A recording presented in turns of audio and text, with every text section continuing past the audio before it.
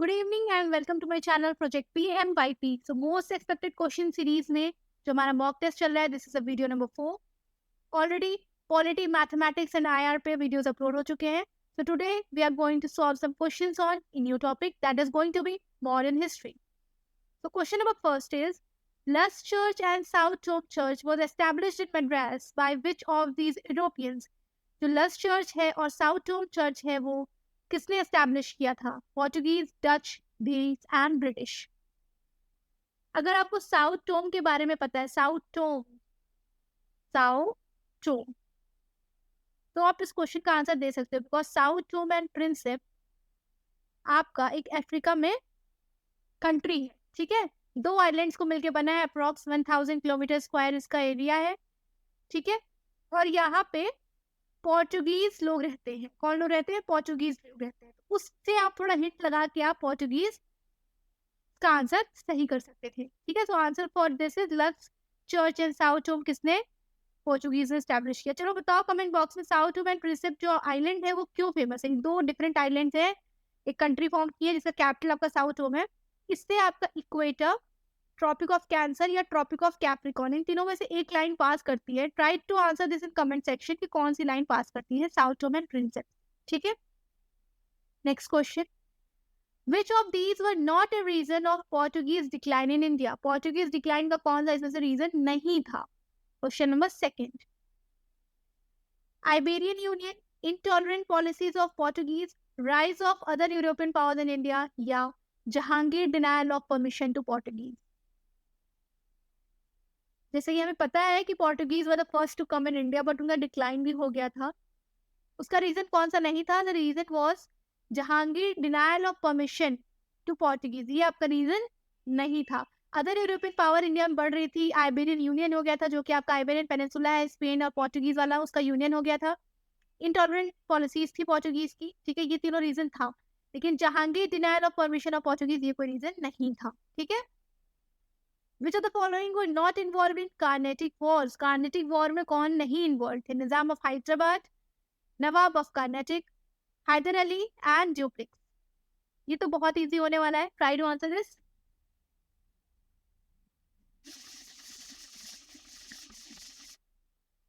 So the answer for this is Haider Ali.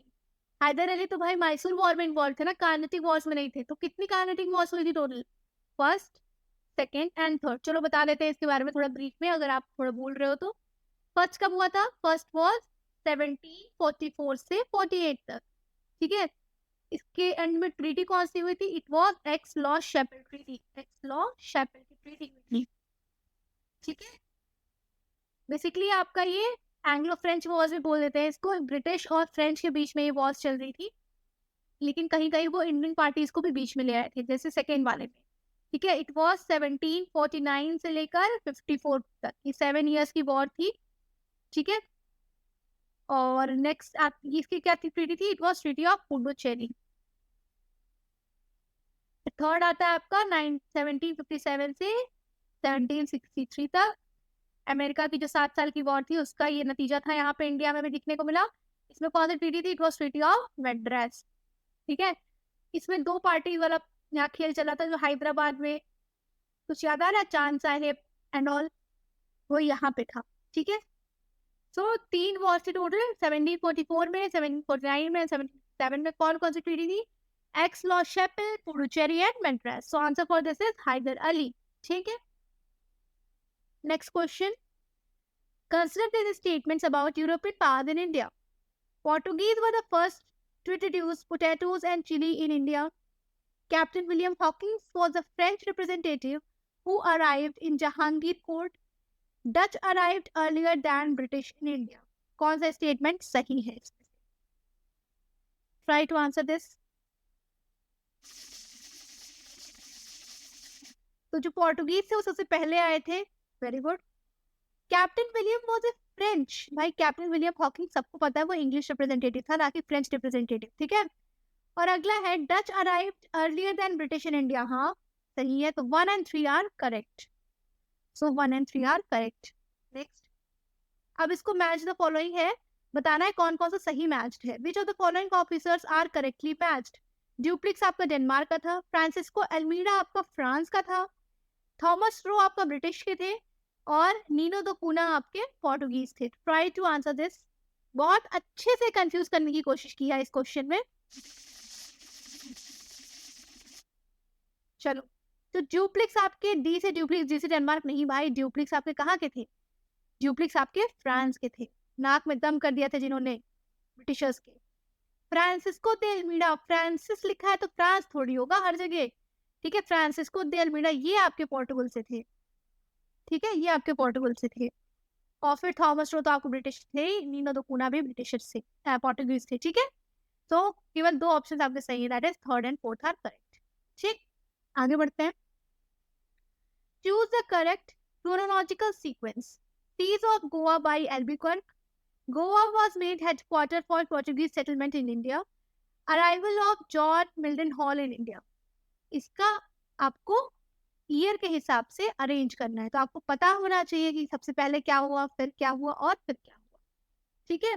तो सबसे पहले क्या हुआ, पहले आप कोई एरिया को कैप्चर करोगे फिर ना वहां हेडक्वार्टर बनाओगे, बताओ, सही है ना। तो सबसे पहले आपने कैप्चर किया, तो पहले आपका सीज किया गया, पहले आपका सीज किया गया, चलो ठीक है। कब सीज किया था इन लोगों ने? 1510 के स्टार्टिंग में सीज कर लिया था, और फिर आपका हेडक्वार्टर बना लिया था, ये भी आपका 1510 में ही हो गया था। लेकिन जॉन मिल्टन हॉल कब इंडिया आए थे? ही केम इन इंडिया कब आए थे? अकबर के टाइम पे, अकबर के टाइम पे आए थे। आगरा का फोर्ट भी विजिट किया था इन्होंने अकबर को, आगरा में 1603, टाइम वाज 1603। तो आपको दिख रहा है 1 2 एंड 3 कहाँ पे? Option, option B is the right answer, 1 2 and 3, ठीक है। Question number 7, consider these statements about European powers in India. First British voyage to east in arrived in Indonesia. पहला ब्रिटिश वॉयज ईस्ट में Indonesia में arrive हुआ। Danes had large number of settlement in India than Dutch in India. Danes का जो settlement था वो ज्यादा था डच से। French and Dutch were engaged in Carnatic wars in India. चलो, try to answer question number 7, इसमें से आपको करेक्ट बताना है।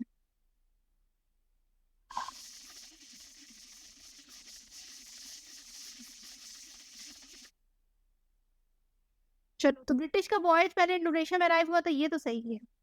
हमें पता चल गया था कि कार्नेटिक वॉर्स आपका फ्रेंच और इंग्लैंड के बीच में हुआ था, ना कि डच। तो थर्ड आपका गलत हो जाएगा। तो आप एलिमिनेशन से चुपचाप से इस क्वेश्चन को आधा सॉल्व कर लिए। अब पता है आपको दूसरा वाला डेन्स और डच। चलो बताओ, डेन्स कौन सी कंट्री से है और डच कौन सी कंट्री से है? Try to answer this in the comment section. तो सेकंड ऑप्शन भी आपका गलत है, डेन्स का ज्यादा नहीं था, डच के ज्यादा थे। So B is the right answer, one only, ठीक है। Next question, which of these Europeans introduced printing press in India? Portuguese, British, Dutch या French? किसने इंडिया में प्रिंटिंग प्रेस इंट्रोड्यूस किया था? चार ऑप्शन आपके सामने हैं, try to answer this. Portuguese, British, French या फिर Dutch? So the answer for this is Portuguese ने इंट्रोड्यूस किया था गोवा में, ठीक है, गोवा में। कब?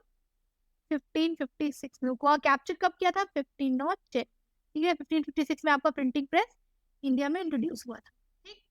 आगे बढ़ते हैं।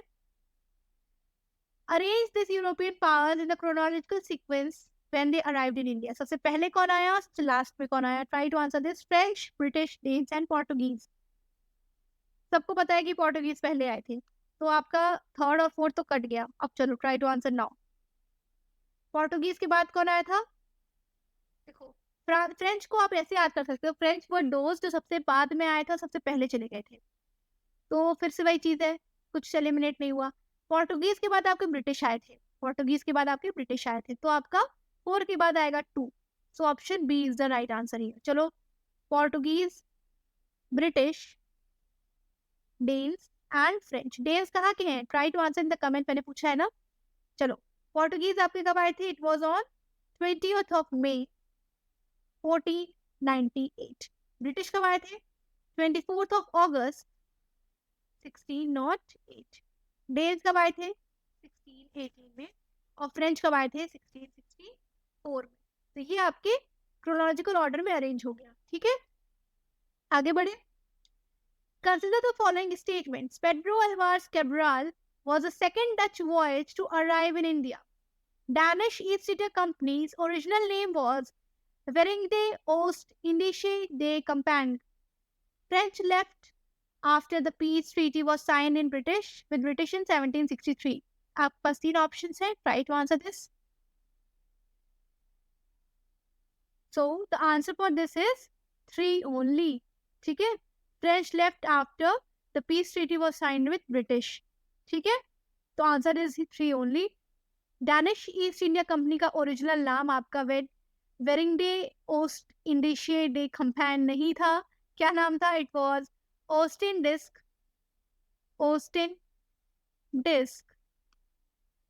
And then company. ओके, चलो आगे बढ़ते हैं. Match the following. मैच करना है सेटलमेंट्स और यूरोपियन नेशंस को. किसका सेटलमेंट कहाँ पे था? Dutch, French, British and Portuguese. इन लोगों का सेटलमेंट कहाँ कहाँ पे था? तो हमें पता है पोर्टुगीज का कहाँ पे था? गोवा में. तो डी का 4. तो ऑप्शन डी आपका एलिमिनेट हो गया. ब्रिटिश कहाँ पर आए थे? Try to answer. फ्रेंच कहाँ पर आए थे? फ्रेंच का कहाँ पे था बताइए. फ्रेंच का पौंडीचेरी में था. तो बी का C3 हो जाएगा. तो आपका ए भी एलिमिनेट हो गया. अब बचता है डच और ब्रिटिश, और 2 बचता है चिंसूरा और सुल्तानती. तो बताओ डच कहाँ पे थे और ब्रिटिश कहाँ पे थे? तो डच की सेटलमेंट आपकी थी चिंसूरा में और ब्रिटिश की सेटलमेंट थी आपकी सुल्तानती में. So option C will be the right answer. ठीक है. Consider the following. Portuguese were defeated by a combined Muslim fleet in 1509, which gave a setback to Portuguese power in India. ठीक है. Next, Iberian Union was one of the reasons for decline of Portuguese power in India. Less church were established by Portuguese in Goa in 1516. ठीक है. 3 options आपके सामने हैं. कौन सा सही है इसमें से?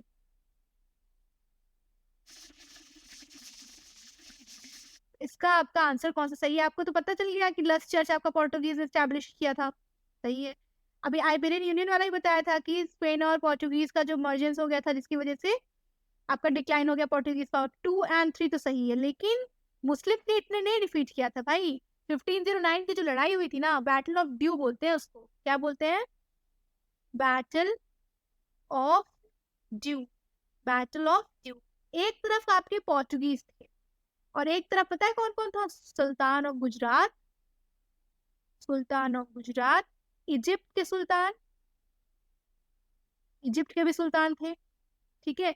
रिपब्लिक ऑफ वेनिस भी साथ दे रहा था. रिपब्लिक ऑफ वेनिस, ये सब भी साथ दे रहे थे. वेनिस और Ottoman empire.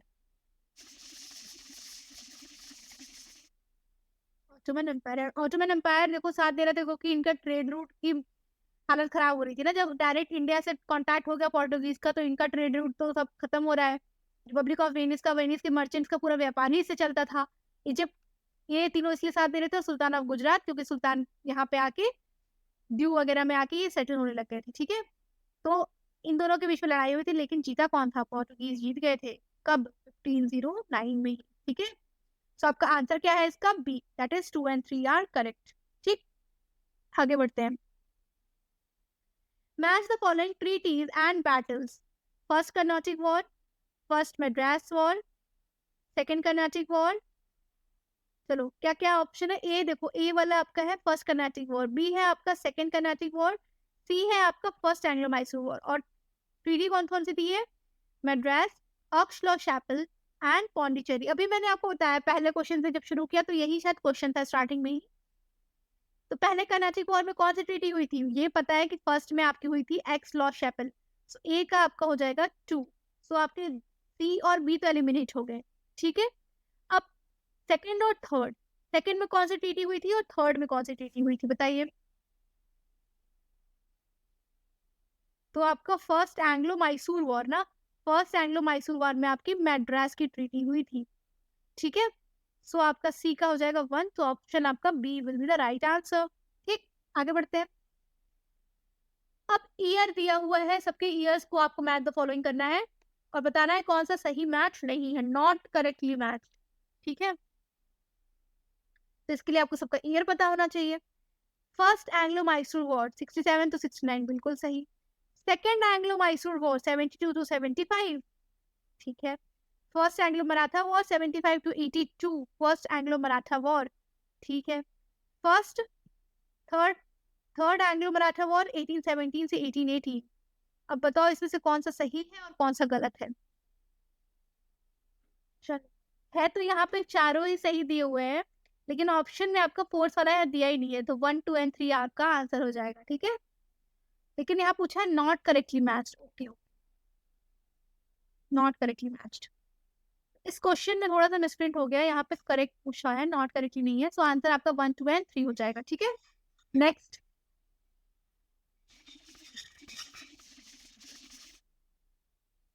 Which of the following is a reason for downfall of Mughals. Mughals के डाउनफॉल का क्या रीजन है। Attack by Durrani and Irani empires, strong alliance between nawabs under Mughal empire, rising power of Marathas. कौन कौन सा रीजन है for decline of Mughals. So Durrani कौन था, हमने देखा ना थर्ड बैटल ऑफ पानीपत जो हुई थी, अहमद शाह दुर्रानी, अहमद शाह दुर्रानी, ठीक है। बाजीराव मस्तानी बन गई पूरी मूवी पे, आपको याद ही होगा, ठीक है। दुरानी एम्पायर अपने बेटे को लेकर आया था तिमूर शाह को, ठीक है, और लगभग 9 बार इन्वेड किया था इंडिया पे, 9 बार इन्वेड किया था, ठीक। तो ये आपका आंसर होगा राइजिंग पावर ऑफ मराठास, ठीक है, ये भी है 1 and 3। Alliance between nawab under Mughal empire, ऐसा तो कुछ था नहीं, ठीक। 1 and 3 is the right answer. Which of the following was ended Dutch power in India. Dutch power किस वॉर के बाद खत्म हो गई। बक्सर, प्लासी, वॉन्डिवॉश, पिदारा। तो आपको पता होना चाहिए कौन सी वॉर डच से रिलेटेड है, अगर इतना ही पता होगा तब आप इस को इजीली आंसर कर जाओगे।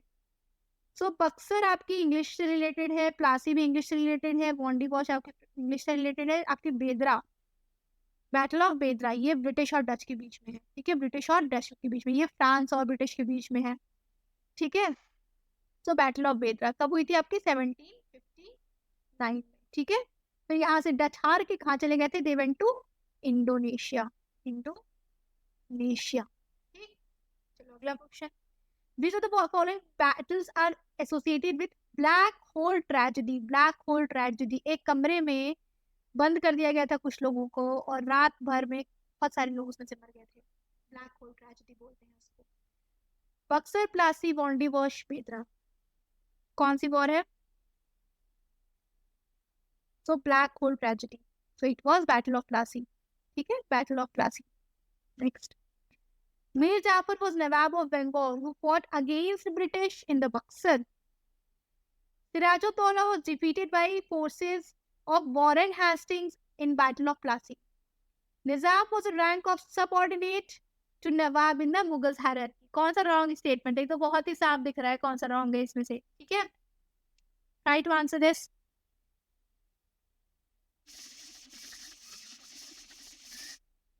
So मीर जाफर था कि मीर कासिम था, वो सिराजुद्दौला जो है वॉरेन हैस्टिंग्स से डिफीट हुआ था, और निजाम रैंक थी तो भाई हैदराबाद के रूलर को बोलते थे ना, तो तीनों आंसर आपका गलत है, ठीक। So answer B.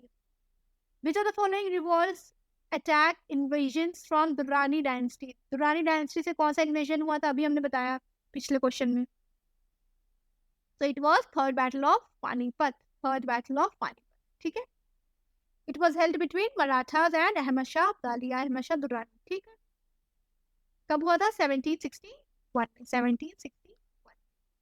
Battle of Kharda was fought in 1795 between, battle of Kharda कब हुई थी और किसके बीच हुई थी।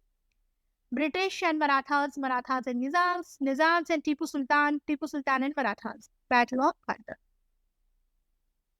It was Marathas and Nizams, option B is the right answer, ठीक है। So this was the 20th question and यहाँ पे हमारी फोर्थ टॉपिक कवर होता है मॉक टेस्ट वाली सीरीज का, polity, mathematics, IR and today this was modern history, ठीक है। आप जाके चारों वीडियोस को चेकआउट कर लो, मैंने ऑलरेडी बहुत सारे क्वेश्चंस अपलोड कर दिए हैं, अप्रॉक्स 200 क्वेश्चंस अपलोडेड हैं फॉर आईआर। आईआर की जो लेक्चर्स हैं मैंने बहुत ही प्रिसाइज वे में 15-15 मिनट की बहुत सारे वीडियोस है, इसमें आपको सारा टॉपिक क्लियर है, डेफिनिशन, सेक्शंस, ठीक है?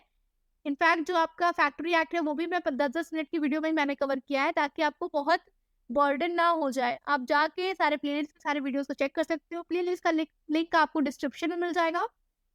तो मिलते हैं अगले वीडियो में। I am here signing off on the behalf of project PF5P। If you are loving my videos, kindly subscribe to my channel and hit the like button. Till then, Jai Hind.